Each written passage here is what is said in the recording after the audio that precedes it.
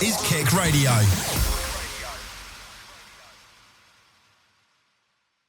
Hello and welcome back to the South Bank podcast. We have had a week or two off, but we're back in full form. I'm joined once again by the ever-present Cameron Gorman. Cam, it's getting to that time of year. Christmas is around the corner. How are you doing? Well, I've not been feeling too merry, I have to say. Wolverhampton Wanderers always have something to do with that. But apart from that, the festive season is in full swing, and I'd hope you are feeling good also, Jacob. Yeah, it's like you say, away from the football, got the Christmas shopping more or less done, ready to embrace the season a bit now. But I'll tell you what, Saturday was a performance we could take some positives away from. But before we fully get into that, there was a Grinch knocking about in regards to Wolverhampton Wanderers, attempting to ruin all our Christmases. His name was Jeff Shee. An interview with BBC WM on Thursday. This interview was taken because of fans speculating stuff of Wolves being the next Sheffield Wednesday, etc. Jeff Shee took upon this interview to try and put to bed them rumours. And I suppose if you look at it from that viewpoint, he succeeded, but he didn't tell us what the fans wanted to know. He basically said that he's in the best position that he has been, which, of course you are, Jeff. You haven't spent any money. You've just pocketed it all. We all know you're in a good position, but it's what position you're leaving the football club in. Cam, what did you take away from the Jeff Shee interview? Wow. I want to know what positives there were from that interview, to be honest, other than the fact that we're apparently financially stable. And like you say, obviously, when all we've done is sell players over the last few years. But let me just give you some quotes from this interview. So he said, relegation or staying up are just technical terms that people like to emphasise. Inside the club, it's not that serious. Jeff, I'm pretty sure it's serious now in the situation we're in. He also said that going down will not affect Wolves' status as a Premier League team. I'm sorry, what? Do you realise what being a Premier League team is? You have to be in the Premier League for that. Otherwise, every team that has been in the Premier League would still be considered a Premier League club, but they're not because they're not in the league. He said we're financially sound and we've been cautious and conservative with finances. Why? When our squad is heavily depleted of talent.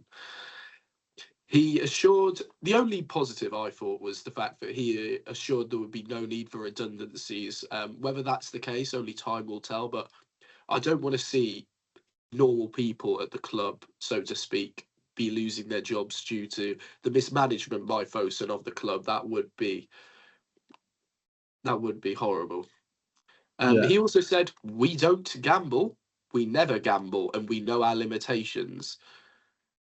They literally gambled on Fer Lopez and Arias this year. Now, Fer Lopez, obviously, I think he put in a good cameo on Saturday, but he's not been getting the opportunities he should be. Arias is apparently the best player in Brazil. Brazil must be in a dire football crisis if that is the... Yep. He also said we sold too many players. Really? You think so, Jeff? I mean, that's the one way he did hit the nail on the head. Quote Jeff Shee. I'm not an expert, but maybe we sold too many players in one window. Yeah. He hit the nail on the head there, to be fair to Mr. Shee.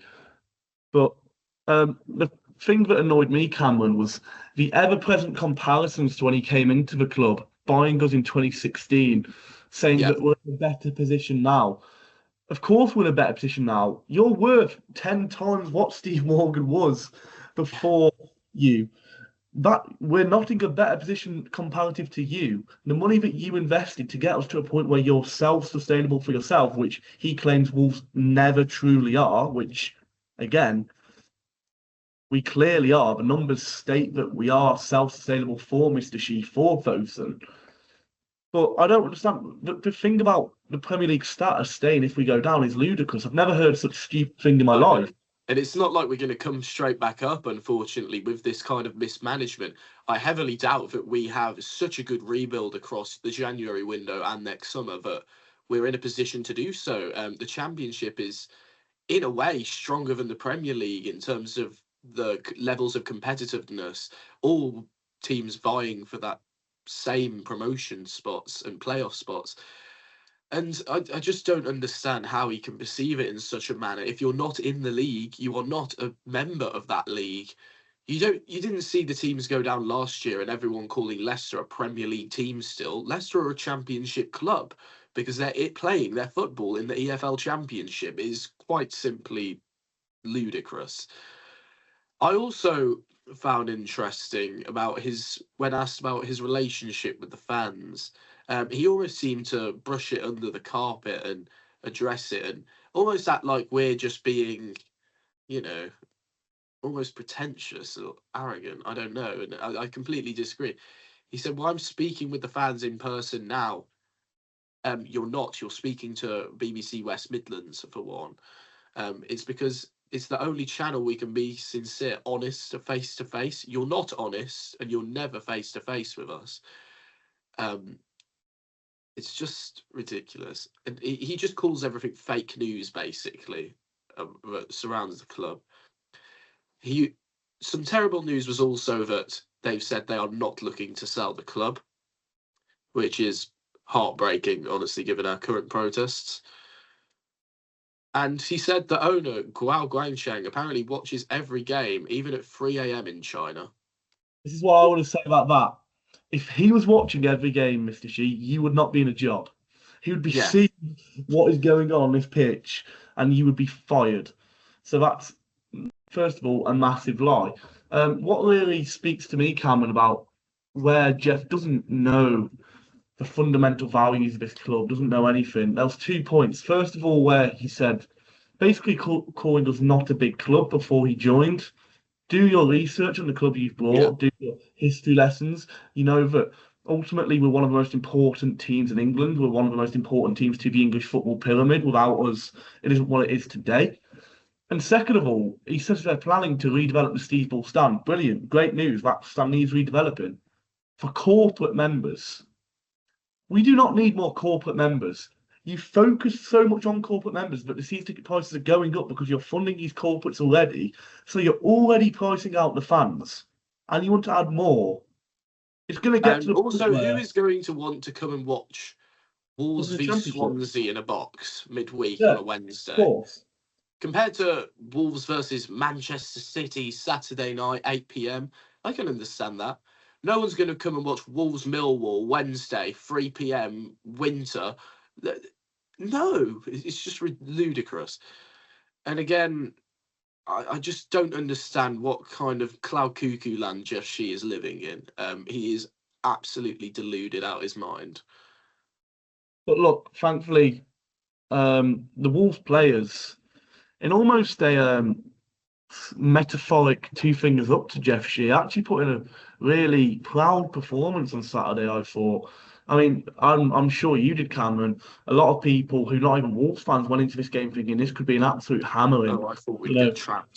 this could be 5-6-7-0 in this situation. I may have captained Saka in my FPL this week. Well, I captained Eze and he got me a whole whopping 2 points. So maybe that's justice for doing it against my own football club. But Cameron, Saka got me 22. Wolves set out for the first time it seems this season. It seemed like Wolves had been preparing for the game. It seemed Wolves had a game plan, almost man to man. Almost man to man. Agbadu had Gyökeres. Martinelli was getting locked up by Doherty aside from one run in the whole game. You know, Saka even, Mono Wolf showing him to the byline rather than inside. And it didn't work at the end of the game, of course, but for the majority of that game, really kept Arsenal at bay, Cameron. And it was a really, the first half I want to touch on first, it was a really solid defensive performance by Wolves. I have to agree. I did not see us getting to that point even by half time. I honestly thought going into the game that it'd be about 3-0. And I hate to keep using the FPL comparisons, but it's like I use my free hit. I put in Gyökeres, I put in Saka, I put in David Raya because I didn't even expect us to score. Confidence has been so low surrounding the club as of lately. And I think, like you say, all Wolves fans just expect and get battered. But just a testament to the travelling fans.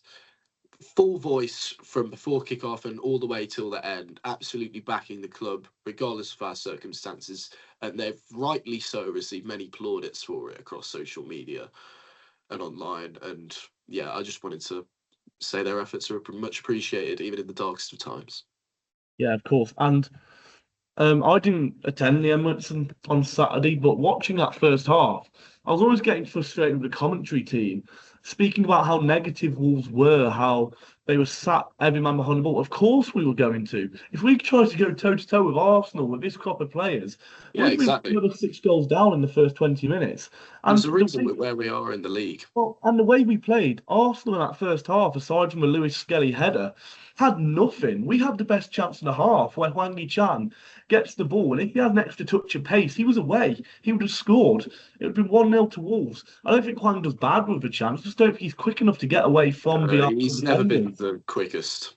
No, but Wolves was a really solid first half, and we continued that into the second half, Cameron. Still some fantastic defensive displays. Perhaps I thought it'll be interesting to get your thoughts on this. Perhaps we should have been down to 10 men. I did think Hwang Chan's challenge, if that's Yeah, going I against thought it looked us, a bit I'm rash. certainly And asking for a red card. if we'd have been in a position where we were already 2-0 down, I would have been asking for the red card myself, just to not watch him play another game of football for a while. But yeah, obviously, I'm glad that he wasn't sent off. I don't think, also, as much as I usually slander Hwang on this podcast, I don't think he had a bad game on Saturday. I They think he couldn't put get it himself right. about quite well. But yeah, I don't know. It was a bit of a dodgy one for me, but I'm with the amount of decisions that have gone against us this year, I'm certainly not going to complain about one going in our favour. However, speaking of refereeing, what did you think about the first goal? Well, Should it have stood for you? I'm not yeah, sure if you've seen the screenshots of Saka being supposedly offside. I have, but it's one of them where do they double check stuff like that? It's in the World Cup, I know they're checking for stuff like that. Well, BG Mole have apparently issued an apology. Have they? Oh Yeah. wow. I didn't think it was quite worth an I apology. also didn't think it was quite worth an apology. I think it was such a fine margin, and And it was an own goal anyway. So yeah, I feel but like when regardless of it's whether it, an own goal. regardless of whether it should stand or not, it's just a freakish goal. If anything we can do about it, off the post and then off Johnson's Oh my back. god, we've I had mean, some terrible own goals this year. well, when it's going against you, it just everything seems to Yeah. go against you, and Oh, I it's. completely agree. I mean, Us and Arsenal, it was very much two opposite ends of the scale when it comes to our luck being there and our luck running out. Ours has definitely ran out. We are in an absolute abyss in terms of that. And two own goals to give the league leaders a win just sums it up for Arsenal's luck also. yeah, I mean, I Everything think we're going their way probably at the moment. we're probably the only team to go to the Emirates this season, score 3 times and lose. So I don't think that's going to happen very often. But what I will say is credit to Rob Edwards, credit to the team. Their reaction to this goal was fantastic. You know, attacking changes coming on. Mateus Mane, getting on to him in a minute. Such a Oh, flat performance so from that man. direct. John Alias came on, another attacking player. Fer Lopez came on and Yeah, instantly great changed the cameo from game. him. Tolu came on for Larson, who, again, I'm going to dig out Jorgen Strand Larson. He was the only player. He was the worst player in the Wolves shirt on Saturday. The And only one I feel not like to we've put the said effort that in. every week as Yeah, of lately. but I think Tolu has to start the next game. He came on immediately, Completely brings agree. out presence, and we'll get on to the goal now. I mean, Wolves have been pushing.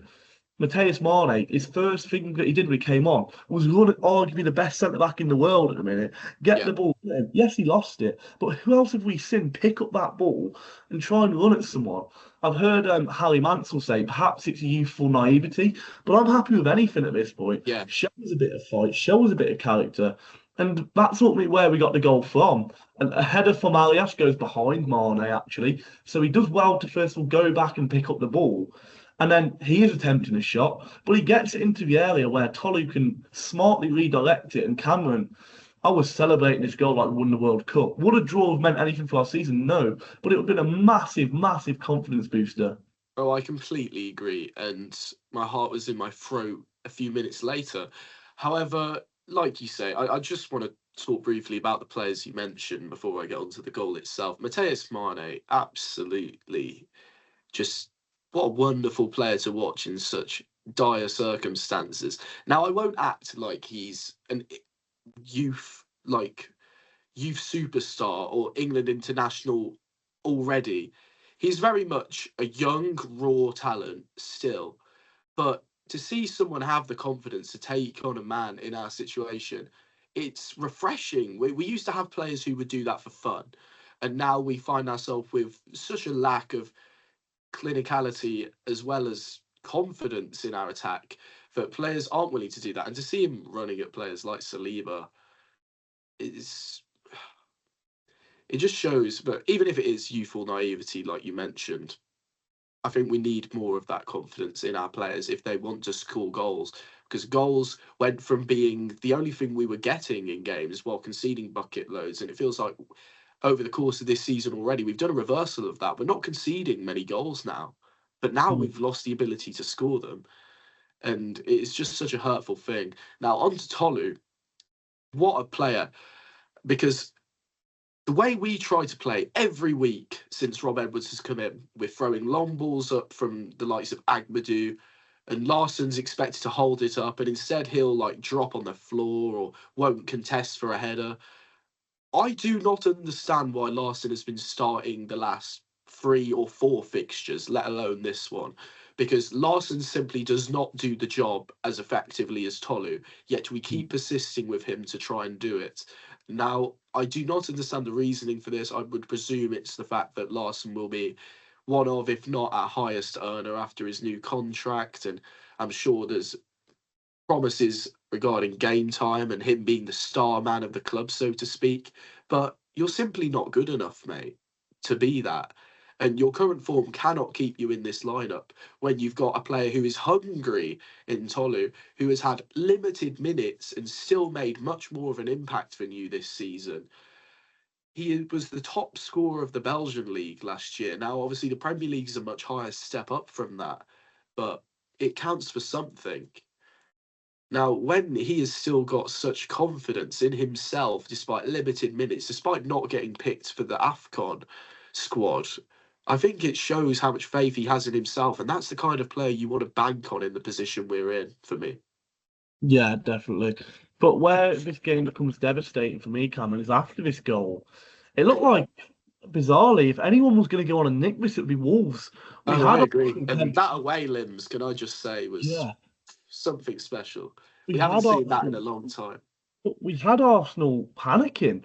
Arsenal fans, this is ridiculous. Starting to leave at Eve, 1-1. I know, it's ridiculous. When you're Ridiculous. playing With bottom of six the minutes league and left. you've got 6 minutes added time, how can you leave? But Surely you should know that you still have a golden chance of winning, knowing us. but as I say, Cameron, when you're bottom of the table, you find any way to lose. We've been Yeah, battered from pulp to pulp. But we also had a game like this where it's really poor from Wolves to let the cross come in. I don't know why Fer Lopez is the one tracking out to Saka yeah, I rather agree. than He shouldn't Cooper. be the one having to be in that position. But the cross comes in and it goes off Mosquera and it just beats Johnson. And how unlucky and how cruel can this game, can this sport, in fact, be at times? Wow, this just sums up our season here. This is the first time, Cameron, and I've said it almost feels not nice but refreshing. I actually felt something when that goal went in. I felt a devastation. I haven't felt anything for weeks Yeah, with this football I club when it's gone actually do in. agree with you. My heart sank for those players who we know they're not good enough, but they fought with everything on Saturday. And to lose like this, Cameron, it's, it's really heartbreaking, isn't it? They are really trying to do their best to become the worst Premier League squad ever, aren't they? But yeah, like you say, my heart was in my mouth. It wasn't fair based on the performance we put in. It wasn't what we want as fans. But like you say, I feel the games as of lately, we've just been numb to them. It's almost like you're on medicine, just waiting for it to make you better, and it never does. And we finally at least felt moved by performance. And I think that alone is so much of an improvement. compared to recent weeks, despite it obviously still resulting in a loss. But it would have been nice to have the same amount of points as a triangle going into Yeah. next week. But instead, we're left with the same amount of points as a toothpick. Yeah, which is unfortunate. And I mean, Rob Edwards after the game, you could tell he was absolutely lost He for was words. gutted. He'd set out a team, and look, pressure's been on that man already this early on in the job. You know, we've seen little to no improvement the first few games, give or take Aston Villa away. You know, and this game really did show something. It's been massive, not only for the team but for Rob to have got something out of this game. Yeah. But what I said to my dad is, this needs to be the standard now. You can't just turn up like this for Arsenal away. If you're going to go down, you've got to go down swinging, and that's what we did on Saturday. We did go out swinging. We did not look like the worst Premier League team in football history, which was a refreshing Yeah. feeling. But Cameron, all we can do now is the facts are the facts. We've lost 10 games in a row, regardless of whether we were lucky to do so or not. So we've got to go into Brentford at home on Saturday and get something. Of course, this will be a difficult game. You know, Igor Thiago has scored about 50 penalties so far this season, and they just seem to be in not great form, but they seem to be doing a lot better than maybe many people, including myself, expected at the start Yeah, of the season. Brentford were definitely on my list to go down going into this season, and they've been proving everybody wrong with their appointment of former Wolvesman Keith Andrews. And I think they have impressed a lot of plaudits. Igor Thiago especially has been in excellent form, as well as Dango Otara, who will be off to AFCON, however. So thankfully, that's one less threat for Wolves to deal with. However, we also have a few players missing for AFCON, Yeah, of course, Tolly though will still be available after missing out which on is Nigeria's very, squad. very good. It is good, but imagine being in Tolly's position. He was a guaranteed name on the team sheet before he came to Wolves, and now because of the lack of game time, because of not being picked, he has missed out on AFCON. And will this be a factor in whether he stays at the club or not? Who knows? It's sure to annoy the player, but he seemed like he had a point to prove on Saturday as opposed to a sulking attitude. So hopefully he brings that into this game, and hopefully he starts Cameron. I'd certainly be Oh, starting I him. completely agree. He has to. Larson has been abysmal for weeks, and I think if he starts again on Saturday, it's going to just show where we're at in terms of player power. I don't think he has any stake to start. He has been woeful. And Yeah, I'm kind of absolutely. just repeating my point here, but I think there's not much more else to say regarding Jorgen Strand Larson. He has been below par for so long, and he can't keep getting away with it. We can't keep getting away with it. But no, we before we fully get into Brentford, just a quick segue. Will you be watching any AFCON? Will you be watching the Wolves boys as they try and go? There's usually some quite good games in the African Cup Yeah, of I Nations. find AFCON very entertaining. I think it's actually a very underrated competition. There's usually some absolutely Bizarre. weird shenanigans going on, whether that's with the fans or animals getting onto the pitch or Referees.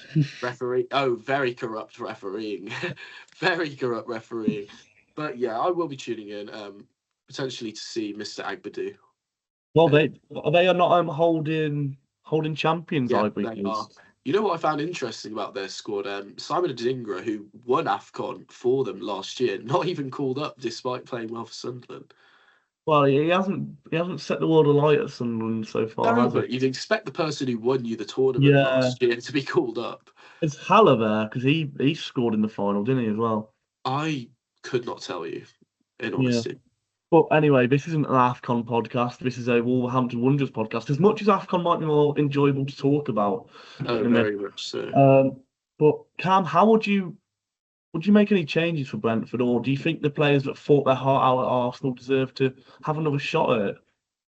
I I want to say Mane and Tolu should start. I don't think he'll start Mane just due Yeah. to his age and so on and so forth.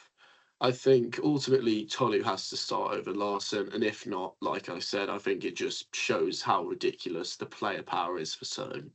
people at the club. I wouldn't be against Wang starting because I think he put in a somewhat decent performance.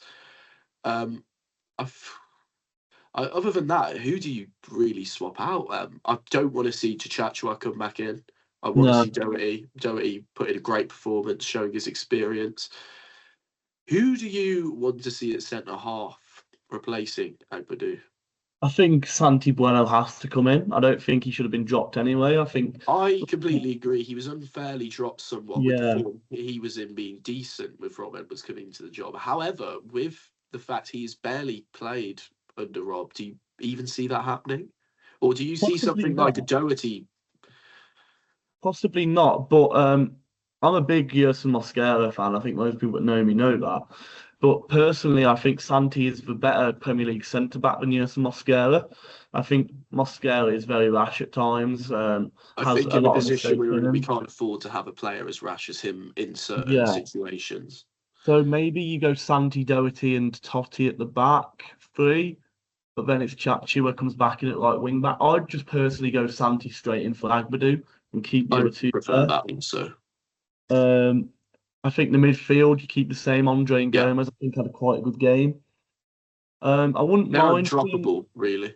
yeah, I wouldn't mind seeing a Fur Lopez come in, Yeah, uh, I would like play that. in front of them, and then a front two of maybe either Hwang and Tolu, or as poor as Larson's been, maybe give him that man up there with him in Tolu. Maybe it brings the best out of him. You play the two of them.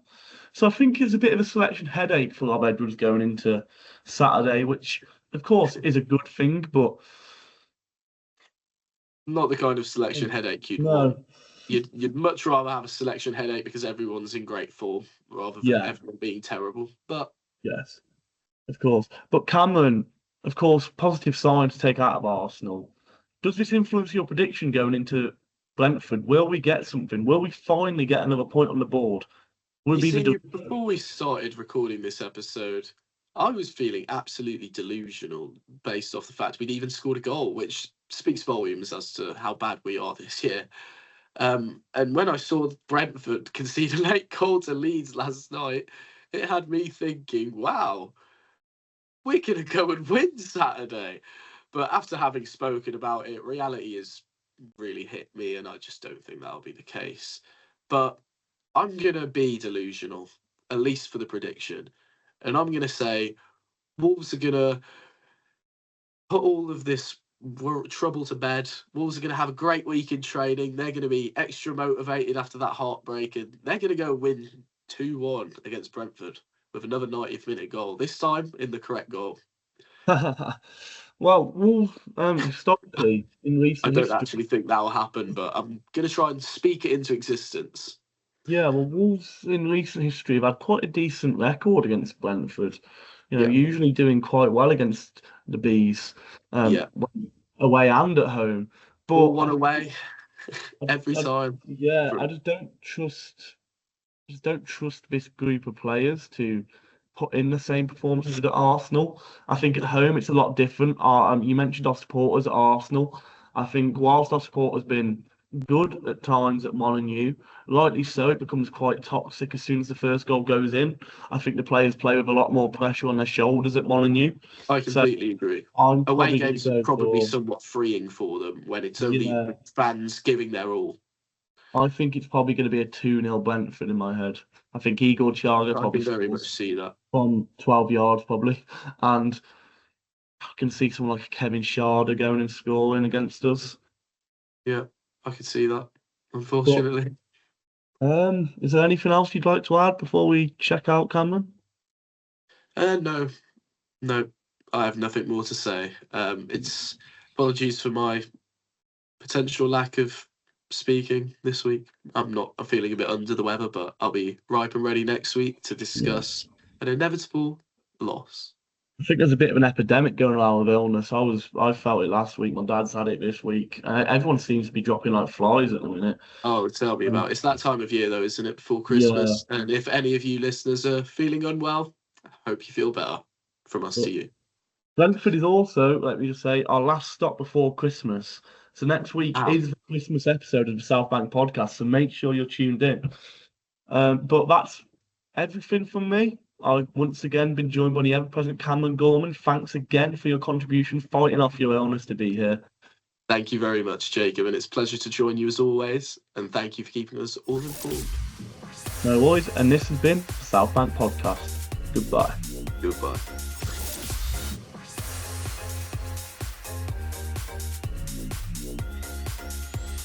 This is KIC Radio.